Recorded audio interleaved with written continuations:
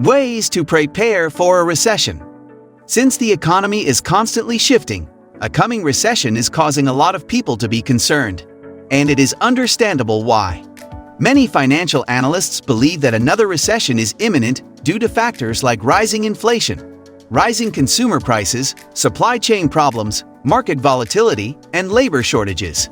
Start developing sound financial practices now to be ready for opportunities or emergencies. Let's review what normally occurs in a recession before getting into how to get ready for one. If you're new to our channel, please subscribe and click the notification bell button to be notified whenever a new video is released. Markets tend to retreat during a recession. Companies sell less, and economic growth slows down or stops altogether. Large percentages of personnel may need to be let go by organizations to reduce expenses, which will lead to widespread unemployment. At the same time, recruiting slows down, making it challenging for those who have just lost their jobs to obtain new employment. Retirement and other savings accounts may suffer because investments like stocks and real estate frequently experience financial losses. Lenders can tighten their lending standards in response to the rising financial unpredictability, making it considerably harder for customers to be approved for new credit accounts. Any economy will always experience recessions, but by foreseeing difficulties in advance and making plans for the future, you can weather the storm. This can be done in a variety of ways. Here are some suggestions on how you may get ready for a recession, because it's never too late to start. Number 1. Identify your financial priorities. To determine your needs and financial situation, first review your personal finances. This gives you a basis on which to arrange your finances. Start by calculating your monthly income and your necessary expenditures. Rent and groceries should be included in essential expenses because they are definite necessity. A gym subscription for your health is an example of an item you should leave out of your overall budget. Knowing your current needs is great, but figuring out your critical spending also reveals areas where you may cut costs in an emergency. Consider how much money you actually take home from each paycheck when you look at your income. Contributions and income that is subject to immediate taxation are excluded from this. Number 2. Pay off your credit card debt to prevent interest rates from rising. If you're carrying any high-interest debt, you should start concentrating on debt repayments because the Federal Reserve has the authority to boost interest rates if a recession occurs. If you owe money on your credit cards, you might wish to pay them off before accruing more through higher interest. Finally, doing this helps you raise your credit score. Number 3. Increase your emergency fund contributions. The majority of financial experts advise having 3 to 6 months' worth of expenses in savings. Depending on your particular situation, it might be worthwhile to go back and review that. For instance, in this setting, having more than 6 months can make sense, especially if you believe you might have future employment difficulties. However, it's crucial to avoid being anxious when considering achieving that goal.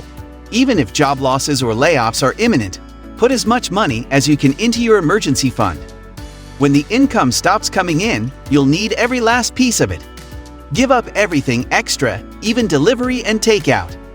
Losing your work or having to live on a lower wage certainly qualifies as a solid reason to utilize part of the money you've saved, though it's never a choice you should make lightly. However, as soon as your financial condition improves, it's critical to replenish your emergency money. If not, you might be forced to make difficult choices like taking money out of your retirement account or applying for a home equity line of credit when the next emergency arises. Number 4. Maintain your investment plan. You might be thinking about withdrawing from the market or reducing your contributions in light of recent market volatility. But it's crucial to control your feelings and keep in mind that you're doing this for the long haul. You should never decide on an investment when you are in a state of panic or intense fear. To make sane decisions, you must attempt to take a step back from it.